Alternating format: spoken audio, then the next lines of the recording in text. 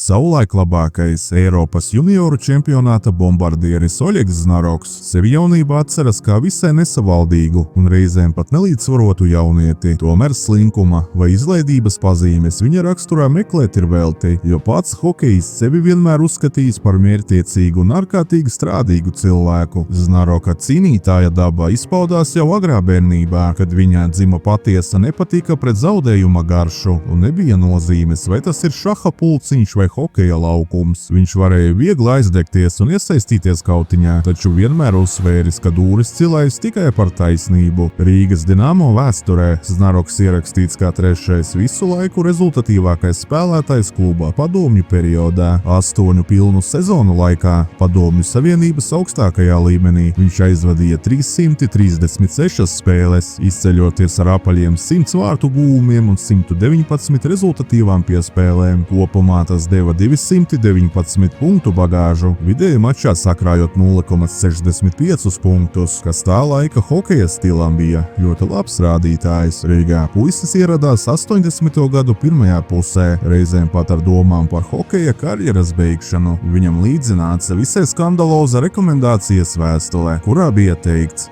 Znaroks ir alkoholiķis, treniņu laikā viņš piekāva visus komandas veterānus. Uz Rīgu jauno talantu, kuru pirmais pamanīja Piotrs Vorobjovs, atveda leģendārais Vladimirs Jurzīnovs. Tieši Jurzīnovs bija tās, kuram vēlāk izdevās izveidot ciešas un profesionālas attiecības ar dumpīgo spēlētāju, un Znaroks pat mēdza treneri dēvēt par savu otro tēvu. Ierodoties Rīgā, Oļegs bija tālu no savas labākās sportiskās formas, taču izciešot viena gada diskvalifikāciju par iepriekšējiem nedarbiem, viņš spēja sevi sakārtot gan psiholoģiski, gan fiziski. Tas bija kritiski svarīgi, jo izturēt Rīgas Dinamo nežēlīgo rutīnu un milzīgās treniņu slozes citādāk vienkārši nebija iespējams.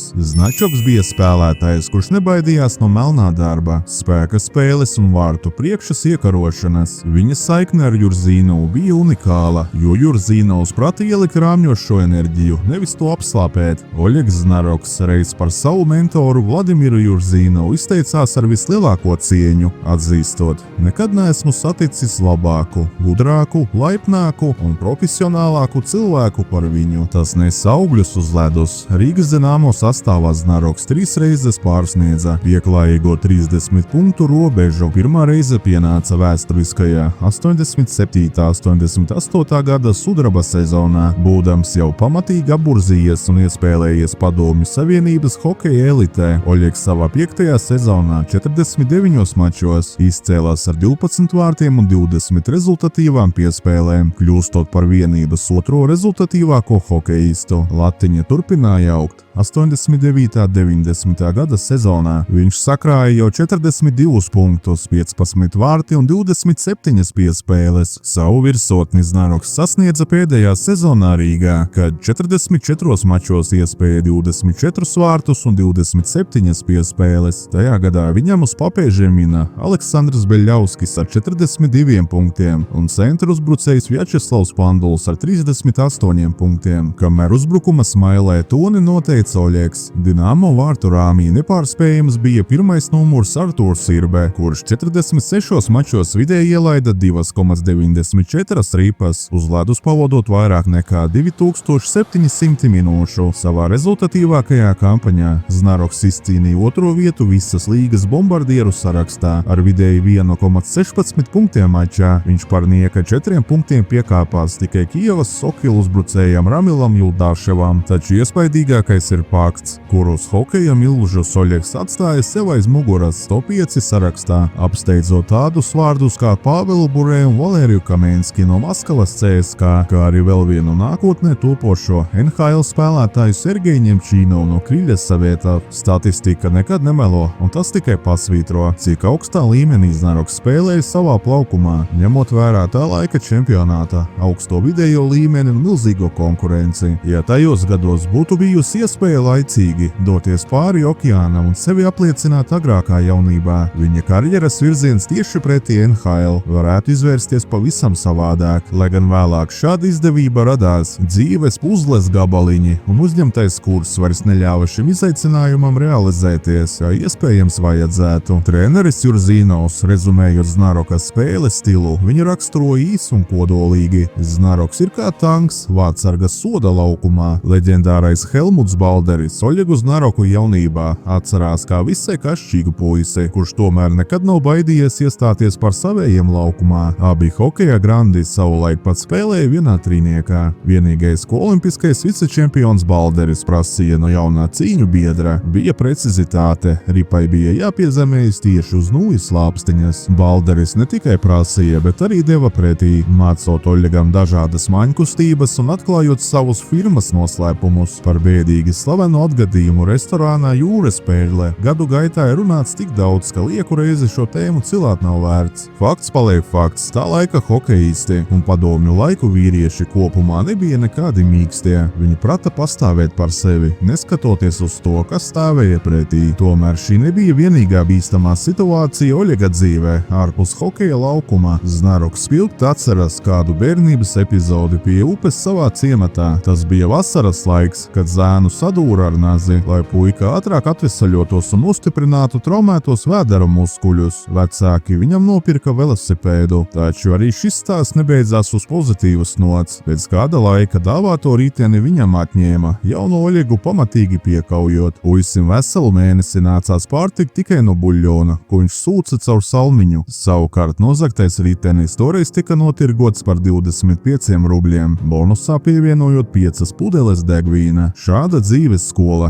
rūdīja raksturu. Vēlāk hokeja laukumā nevienam neļaujot sev kāpt uz galvas. Maskavas Dinamo audzēknis Aleksejs Froļikovs pirmo reizi pa īstam prožektoru gaismās nokļuva 1976. gadā, kad kopā ar Mihailu Šostaku Eiropas U-19 čempionātā Čehoslovākijā izcīnīja zelta medaļas, kamēr Šostaks kļuva par izlases rezultatīvāko spēlētāju. Froļikovs 4 mačos iespēja sakrāt 7 punktus, 4+3. Abi talantīgie hokeisti paspēja uzspīdēt arī eksperimentālajā turnīrā Somijā, ko tolaik uzskatīja par neoficiālo pasaules junioru čempionātu, noslēdzot to starp 5 produktīvākajiem izlases spēlētājiem. Nākamajā sezonā Froļikovs debitēja Maskavas Dinamo meistarkomandā un ar U-20 izlasi atkārtoti triumfēja pasaules čempionātā. Šajā turnīrā viņš kļuva par 5. rezultatīvāko spēlētāju visā čempionātā, apsteidzot tādus topošos hokeja milžus kā Sergeju Makārovu un jau pieminēto Šostaku. Pēc šādiem panākumiem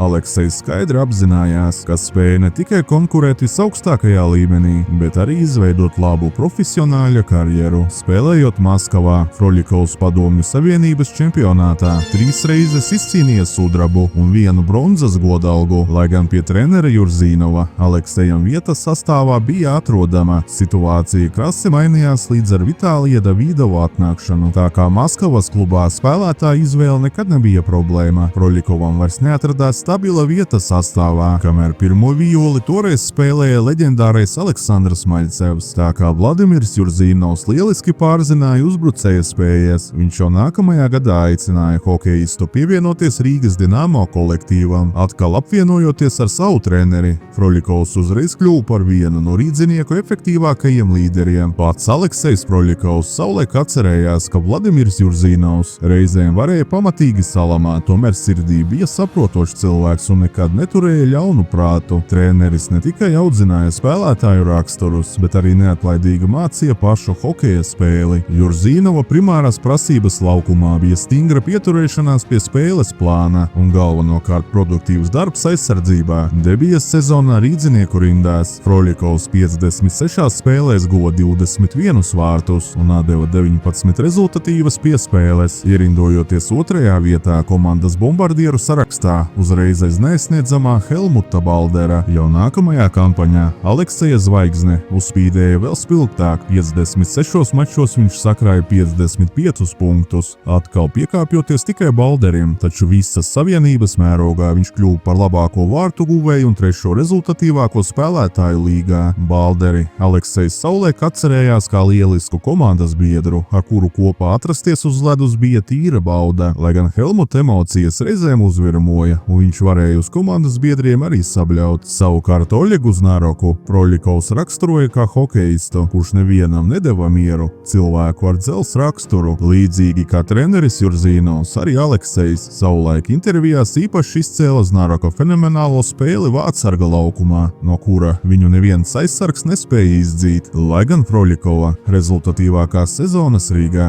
bija tieši pirmās divas, viņš saglabāja augstu klasi arī turpmāk. Nākamajās 6 sezonās Dinamo sastāvā Aleksejs vēl 3 reizes pārsniedza 30 punktu robežu par savas karjeras augstāko virsotni. Hokejists uzskata tieši izcīnīto sudrabu 88. gadā, jo rīdzinieki nekad iepriekš nebija sasnieguši šādus augstumus. Daudziem šis sasniegums bija līdzvērtīgs zeltam, jo komandai bija unikāls raksturs, kas ļāva cīnīties ar jebkuru pretinieku. Rīga Aleksejam deva ne tikai profesionālo izaugsmi, bet arī dzīves lielāko balvu. Tieši šeit, pateicoties hokejam, viņš iepazinās ar savu topošo sievu. Ar aizvadītām 370 spēlēm rīdzinieku sastāvā Aleksejs Proļikovs ir kļuvis par otru rezultatīvāko padomju laiku Rīgas Dinamo hokeistu, kopumā sakrājot 254 punktus, 142 vārti un 112 piespēles. Helmuts Balderis savulaik latviešiem, līdzīgi kā filipieniešiem Menijs Pakjao, brazīliešiem Pelē, argentīniešiem Maradona, jamaikiešiem Huseins Bolts un lietuviešiem Arvīds Sabonis, bija dieva vietā. Neskatoties uz redzes problēmām un briļu nēsāšanu, kuras vēlāk tika aizstātas ar kontaktlēcām, Helmuts Balderis sportā sasniedza pašas augstākās virsotnes. Runāt šeit par labākajām sezonām laikam nebūtu pareizi, jo, ja neskaita pirmo gadu Padomju Savienības augstākajā līgā, kur viņš vēl būdams jauns puisis 25 mačos sakrāja 15 punktus, katra nākamā sezona Balderim bija vai nu izcilā, vai nu teicama. Viņa sniegums bija nemainīgi augstā līmenī, raugoties gan uz nospēlēto spēļu daudzumu, gan punktu ailīti, taču tieši izcilākās sezonas tika aizvadītas Rīgas Dinamo formas kreklā, nevis zvaigžņotās Maskavas CSKA rindās. 344 mačos latvietis spēja gūt 266 vārtus un 171 reizi piespēlēt saviem partneriem, veidojot 437 punktu bilanci. Vidēji tie ir 1,27 punkti mačā rīdzinieku sastāvā, kas viņu padara par padomju laiku Rīgas Dinamo rezultatīvāko hokejistu. Balderis nebija tikai lokāla mēroga zvaigzne, viņš bija nacionālās identitātes simbols. Rīgas Dinamo sastāvā Helmuts Balderis maģiskos 60 punktu robežu sezonā pārsniedza 3 reizes 77., 82. un 83. gadā. Interesanti, ka visās šajās sezonās viņš sakrāja identisku ražu, tieši 63 punktus, tomēr tālajā 76. 77. gada kampaņā Helmuts šo punktu daudzumu spēja sasniegt 35 mačos, gūstot 40 vārtus un atdodot 23 rezultatīvas piespēles. Tiem laikiem tas bija vienkārši fenomenāls rādītājs. Tieši šajā sezonā, 23. februāra spēlē pret Armijas klubu CSKA, Balderis spēja leģendāro vārtsargu Vladislavu Treķaku pārspēt 4 reizes. Viņam bija iespēja gūt arī 5 vārtus, taču Helmuts vēlējās izpildīt ko neordināru. Viņš mēģināja ieraidīt ripu vārtos, liekot nūju starp kājām. Mūsdienās šādi gājieni kļūst par sociālo tīklu sensācijām un nonāk skaistāko vārtu gūmu topos, bet Balderis to darīja jau 70. gadu otrajā pusē. Žargonā izsakoties, meistarības viņam bija pilns vagons. Ar vidēji 1,80 punktiem mačā Helmuts kļuva par visas līgas rezultatīvāko spēlētāju, apsteidzot tādas hokeja autoritātes kā Vladimiru Petrovu un Aleksandru Maļcevu. Lai labāk izprastu Baldera tā brīža jaudu, otrs rezultatīvāko spēlētāju Rīgas Dinamo rindās toreiz bija Piotrs Vorobjovs, kurš 36 mačos sakrāja vien 28 punktus. Šajā spožajā sezonā hokejs savai kolekcijai pievienoja Padomju Savienības vērtīgākā spēlētāja un labākā vārtu guvēja titulus, kā arī kļuva par pasaules čempionāta labāko uzbrucēju. Arī Kanādas kausā Balderis 5 spēlēs guva 5 punktus, apsteidzot vairākus skaļus uzvārdus par hokeja leģendām Mahovliču un Morisu Rišāru. Helmuts vairākās intervijās ir izteicies ar cieņu, tomēr par visu laiku labāko hokejistu viņš uzskata Veinu Gretzki. Savas karjeras norietā Helmuts Balderis paspēja izbaudīt arī NHL hokeja garšu. garšu. Personīgi sev viņš toreiz saprata, ka aiz okeāna tiek spēlēts normāls hokejs, un nekas pārcilvēcisks tur nav, lai gan spēles nianses un stili, protams, atšķīrās. Ziemeļamerikas hokeja prasības bija stingri balstītas uz dzelžainām schēmām. Katram spēlētājam konkrētā brīdī bija jāatrodas precīzi noteiktā vietā. Tas atstāja krietni mazāk vietas improvizācijai, kas vienmēr bijusi Helmuta stiprā puse, lai gan lielākajām zvaigznēm radošums laukumā tika pieļauts. Balderis tajā laikā vairs nebija tādā vecumā, lai spēkotos ātrumā ar 20-gadīgiem jauniešiem. Pats hokejists vēlāk atzina, ka NHL spēlējis drīzāk dvēselei, nevis lai kādam kaut ko pierādītu, ja nu vienīgais sev. Viņa stāsts Minnesotas North Stars sastāvā noslēdzās līdz ar leģendārā Bobija Klārka ierašanos kluba sistēmā. Jaunajai vadībai vairs nebija intereses par veterāna pakalpojumiem, un Balderis ar paceltu galvu pielika punktu savām gaitām pasaules spēcīgākajā līgā.